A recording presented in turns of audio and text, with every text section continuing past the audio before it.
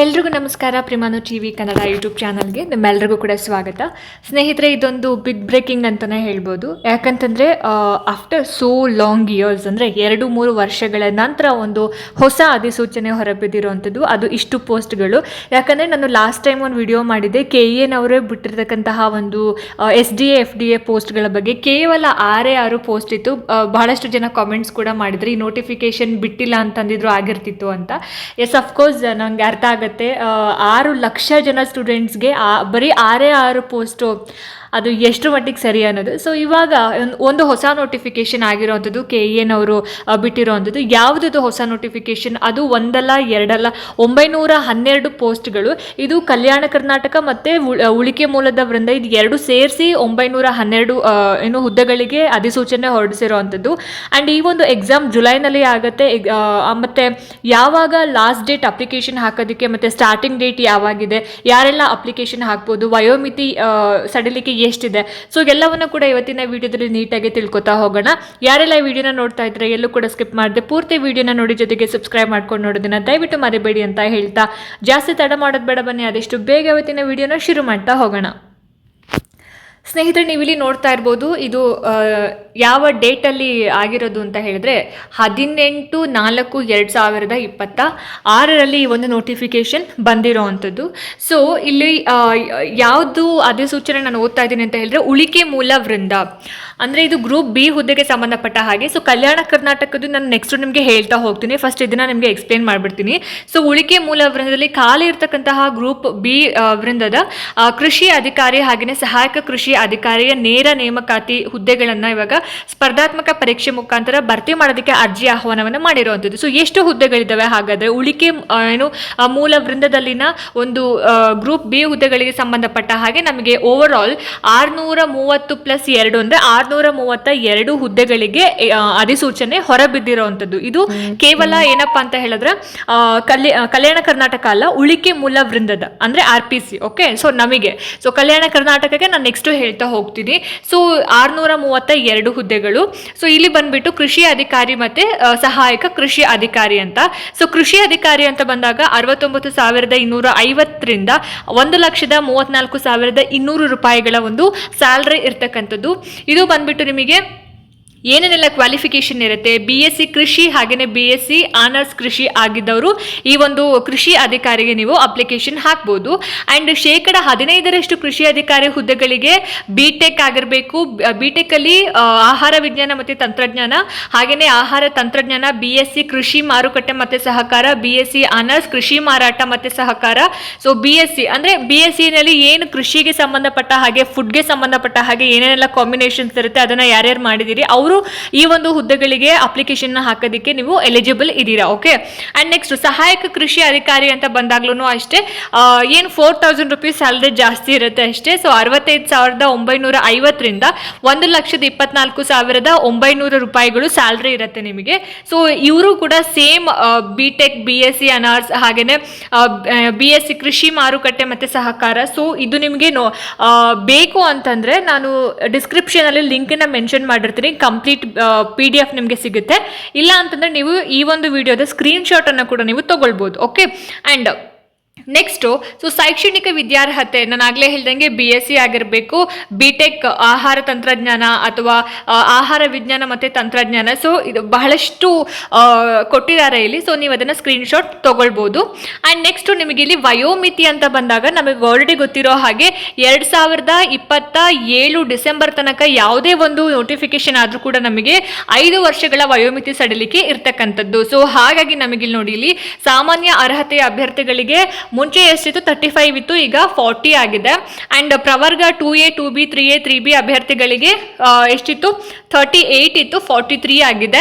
And ಪರಿಶಿಷ್ಟ ಜಾತಿ ಪರಿಶಿಷ್ಟ ಪಂಗಡ ಪ್ರವರ್ಗ 1 ಅಂದರೆ SC ST ಕ್ಯಾಟಗರಿ 1 ಅವರಿಗೆ 45 ಇಯರ್ಸ್ ಅಂದರೆ ಮುಂಚೆ 40 ಇತ್ತು, ಇವಾಗ 45 ವರ್ಷದ ತನಕನೂ ಕೂಡ ನೀವು ಎಕ್ಸಾಮ್ನ ತೊಗೊಳ್ಳೋಕ್ಕೆ ಎಲಿಜಿಬಲ್ ಇದ್ದೀರಿ. ಇದು ಯಾವಾಗಲವರೆಗೂ ಅಂತಂದರೆ ನೆಕ್ಸ್ಟ್ ಇಯರ್ ಡಿಸೆಂಬರ್ 31 ತನಕ ಮಾತ್ರನೇ ಈ ಒಂದು ಅವಕಾಶ ನಮಗೆ ಇರೋ ಅಂಥದ್ದು. ಓಕೆ, ಸೊ ಅದಾದಮೇಲೆ ಆಮೇಲೆ ಇವರು ಏನೋ ಹೊಸದಾಗಿ ರೂಲ್ಸ್ನ ತರ್ತಾರೋ ಅದನ್ನ ನೋಡಬೇಕು. ಸೊ ಇವಾಗ ಇರ್ತಕ್ಕಂತಹ ಒಂದು ಆಪರ್ಚುನಿಟಿಯನ್ನು ನಾವೆಲ್ಲರೂ ಕೂಡ ಸದುಪಯೋಗ ಪಡಿಸ್ಕೋಬೇಕಾಗುತ್ತೆ. ಓಕೆ, ಆ್ಯಂಡ್ ನೆಕ್ಸ್ಟ್ ನಾವು ಹೇಗೆ ಅರ್ಜಿಯನ್ನು ಸಲ್ಲಿಸಬೇಕು ಅಂತ ಹೇಳಿದ್ರೆ ಕರ್ನಾಟಕ ಪರೀಕ್ಷಾ ಪ್ರಾಧಿಕಾರ ಅಂದರೆ KEA ಅವರ ಒಂದು ಅಫಿಷಿಯಲ್ ವೆಬ್ಸೈಟ್ ಏನಿದೆ ಅಲ್ಲಿ ಹೋದರೆ ನಮಗೆ ಡೈರೆಕ್ಟಾಗಿ ನಮಗೆ ಲಿಂಕ್ ಸಿಗ್ತದೆ. ಸೊ ಅದ್ರ ಮುಖಾಂತರ ನಾವೇನು ಮಾಡಬೇಕು, ಅಪ್ಲಿಕೇಶನನ್ನು ಹಾಕಬೇಕಾಗತ್ತೆ. ಸೊ ಆನ್ಲೈನಲ್ಲಿ ಅರ್ಜಿ ಸಲ್ಲಿಸೋದಕ್ಕೆ ನಮಗೆ ಯಾವಾಗ ಅವಕಾಶ ಮಾಡಿಕೊಟ್ಟಿದ್ದಾರೆ ಅಂದರೆ ಆಲ್ರೆಡಿ ಇವತ್ತು ನಮಗೆ ಆನ್ಲೈನಲ್ಲಿ ಅಪ್ಲಿಕೇಶನ್ ಹಾಕೋಕ್ಕೆ ಅವಕಾಶ ಮಾಡಿಕೊಟ್ಟಿದ್ದಾರೆ. ಅಂದರೆ May 30th, ಓಕೆನಾ, ಇವತ್ತಿನಿಂದ ನೀವು ಅಪ್ಲಿಕೇಶನ್ ಹಾಕ್ಬೋದು. ಸೊ ಕೊನೆ ದಿನಾಂಕ ಯಾವಾಗ ಅಂತ ಹೇಳಿದ್ರೆ 20ನೇ ತಾರೀಕು 6ನೇ ತಿಂಗಳು, ಅಂದರೆ ಜೂನ್ 20ನೇ ತಾರೀಕಿನ ತನಕನೂ ಕೂಡ ನಿಮಗೆ ಆನ್ಲೈನಲ್ಲಿ ಅಪ್ಲಿಕೇಶನ್ ಹಾಕೋದಕ್ಕೆ ಟೈಮ್ ಇರುತ್ತೆ. ಆ್ಯಂಡ್ ಶುಲ್ಕವನ್ನು ಪಾವತಿ ಮಾಡೋದಕ್ಕೆ ಕೊನೆ ದಿನಾಂಕ ಅಂತ ಹೇಳಿದ್ರೆ 2 ದಿನ ಎಕ್ಸ್ಟ್ರಾ ಕೊಟ್ಟಿದ್ದಾರೆ. ಅಂದರೆ 22ನೇ ತಾರೀಕು ಜೂನ್ನಲ್ಲಿ ನೀವು ಶುಲ್ಕವನ್ನು ಪಾವತಿ ಮಾಡೋದಕ್ಕೆ ಕೊನೆ ದಿನಾಂಕ ಆಗಿರುತ್ತೆ. ಸೊ ಓಕೆ, ಇದು ಕ್ಲಿಯರ್ ಆಯಿತು ಅಂತ ಅನ್ಕೊಳ್ತೀನಿ. ಆನ್ಲೈನ್ನಲ್ಲಿ ಅಪ್ಲಿಕೇಶನ್ ಹಾಕೋದಕ್ಕೆ ಇವತ್ತಿನಿಂದ ಶುರು ಆಗಿದೆ, ಅಂದರೆ May 30ನೇ ತಾರೀಕಿಂದ. ಆ್ಯಂಡ್ ಕೊನೆ ದಿನಾಂಕ ಬಂದ್ಬಿಟ್ಟು ಅಪ್ಲಿಕೇಶನ್ ಹಾಕೋದಕ್ಕೆ June 20 ಡೇಟ್ ಆಗಿರುತ್ತೆ. ಆ್ಯಂಡ್ ಫೀಸನ್ನು ಪಾವತಿ ಮಾಡೋದಕ್ಕೆ ಕೊನೆ ದಿನಾಂಕ ಅಂತ ಬಂದಾಗ 22ನೇ ತಾರೀಕು ಜೂನ್ ಆಗಿರುತ್ತೆ. ಸೊ ಇದು ಕನ್ಫರ್ಮ್ ಆಯಿತು ಅಂತ ಅನ್ಕೊಳ್ತೀನಿ. ಸೊ ಪರೀಕ್ಷೆ ಯಾವಾಗ ಇಡ್ಬೋದು ಹಾಗಾದರೆ? ಸೊ ಇಲ್ಲಿ ಪರೀಕ್ಷೆ ಬಂದ್ಬಿಟ್ಟು ನಮಗೆ ಜುಲೈನಲ್ಲಿ ಇರ್ತಕ್ಕಂಥದ್ದು, ಅಂದರೆ ಜುಲೈ 26ನೇ ತಾರೀಕಿಗೆ ನಮಗೆ ಎಕ್ಸಾಮ್ ಇರುತ್ತೆ. ಬೆಳಗ್ಗೆ 10:30 12:30 ತನಕ ಒಂದು ಪೇಪರ್, ಮೊದಲನೇ ಪೇಪರ್ ಇರುತ್ತೆ. ಆ್ಯಂಡ್ 2ನೇ ಪೇಪರ್ ಬಂದ್ಬಿಟ್ಟು ಅದೇ ದಿನ ಮಧ್ಯಾಹ್ನ 2:30 4:30 ತನಕ ಇರುತ್ತೆ. ಆ್ಯಂಡ್ ಇಲ್ಲಿ ನೀವು ಈ ಒಂದು ಎಕ್ಸಾಮ್ನ ಬರೀಬೇಕು ಅಂತಂದರೆ ಕಡ್ಡಾಯವಾಗಿ ನಿಮಗೆ ಕನ್ನಡ ಭಾಷೆ ಪರೀಕ್ಷೆ ಇದ್ದೇ ಇರುತ್ತೆ. ಸೊ ಅದನ್ನು ಆ ಒಂದು ದಿನಾಂಕವನ್ನು ನಿಮಗೆ ನೆಕ್ಸ್ಟು ಹೇಳ್ತಾರೆ ಯಾವಾಗ ಕಡ್ಡಾಯ ಕನ್ನಡ ಪರೀಕ್ಷೆನ ಮಾಡ್ತೀವಿ ಅಂತ. ಸೊ ಆ ಒಂದು ಪರೀಕ್ಷೆಯಲ್ಲಿ ನೀವು ಪಾಸ್ ಆದರೆ ಮಾತ್ರ ಈ ಒಂದು ಪೇಪರ್ 1 ಆ್ಯಂಡ್ ಪೇಪರ್ 2 ಏನು ಎಕ್ಸಾಮ್ ಬರ್ದಿರ್ತೀರಾ ಆ ಒಂದು ರಿಸಲ್ಟ್ನ ನಿಮಗೆ ಕೊಡ್ತಾರೆ.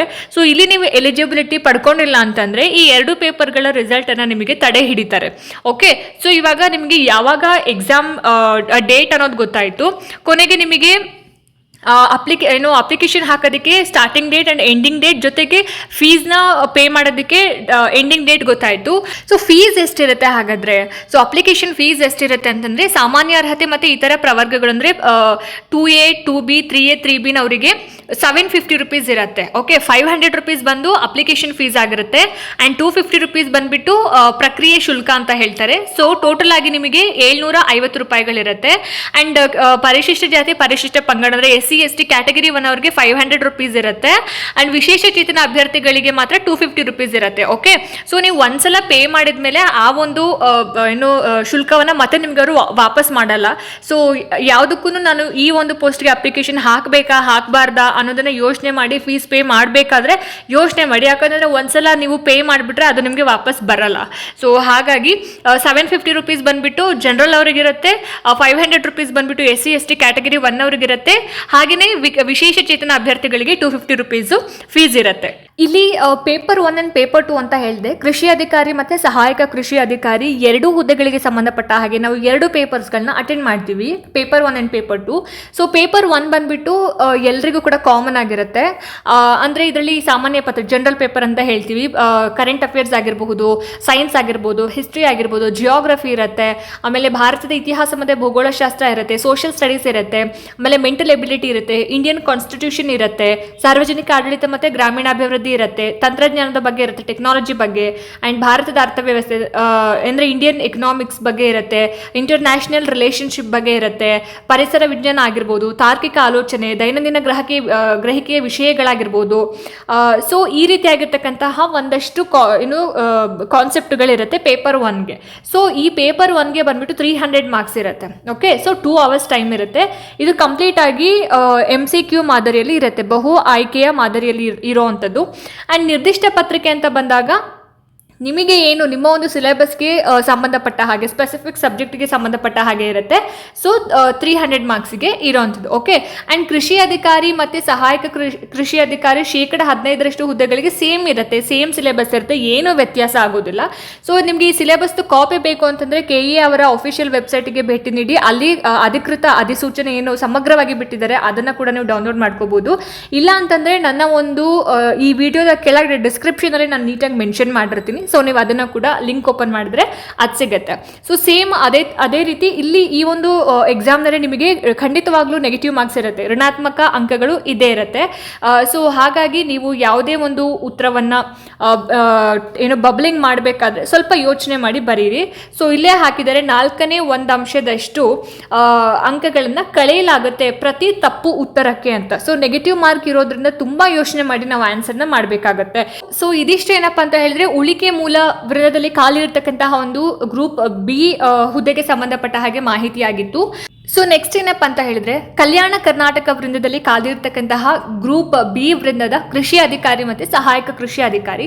ಸೊ ಎಜುಕೇಷನ್ ಕ್ವಾಲಿಫಿಕೇಶನ್ ಆಗಿರ್ಬೋದು, ವಯೋಮಿತಿ ಆಗಿರಬಹುದು, ಸ್ಯಾಲ್ರಿ ಆಗಿರ್ಬೋದು, ಎಲ್ಲ ಒಂದೇ ಥರ ಇರುತ್ತೆ. ಸಿಲೆಬಸ್ ಕೂಡ ಒಂದೇ ಥರ ಇರುತ್ತೆ. ಪೋಸ್ಟ್ಗಳ ಸಂಖ್ಯೆ ಮಾತ್ರ ಚೇಂಜಸ್ ಇರುತ್ತೆ. 257 + 16 ಸೊ ಇಷ್ಟಿರುತ್ತೆ. ಓಕೆ, ಆ್ಯಂಡ್ ಅಲ್ಲಿ ಬಂದ್ಬಿಟ್ಟು 670 ಇರುತ್ತೆ. ಅಂದರೆ 670 ಬಂದ್ಬಿಟ್ಟು RPCಗೆ, 257 ಬಂದ್ಬಿಟ್ಟು ಕಲ್ಯಾಣ ಕರ್ನಾಟಕ ವಿಭಾಗಕ್ಕಾಗಿರುತ್ತೆ. ಸೊ ಇನ್ನು ಉಳಿದಂತಹ ಎಲ್ಲ ಇನ್ಫಾರ್ಮೇಷನ್ಸ್ ಕೂಡ ಸೇಮ್ ಆಗಿರುತ್ತೆ. ಆ್ಯಂಡ್ ಅಪ್ಲಿಕೇಶನ್ ಹಾಕೋದಕ್ಕೆ ಕೊನೆಯ ದಿನಾಂಕ, ಆಮೇಲೆ ಎಕ್ಸಾಮ್ಸ್ ಯಾವಾಗಿರುತ್ತೆ ಅದೆಲ್ಲವೂ ಕೂಡ ಸೇಮ್ ಇರುತ್ತೆ. ನೀವು ನೋಡ್ಬೋದು 30ನೇ ತಾರೀಕಲ್ಲಿ ಸ್ಟಾರ್ಟಿಂಗ್ ಡೇಟ್ ಆಗಿರುತ್ತೆ, 20ನೇ ತಾರೀಕಲ್ಲಿ ಎಂಡಿಂಗ್ ಡೇಟ್ ಆಗಿರುತ್ತೆ. ಫೀಸ್ ಪೇ ಮಾಡೋದಕ್ಕೆ 22 ಜೂನ್ ಲಾಸ್ಟ್ ಡೇಟ್ ಆಗಿರುತ್ತೆ.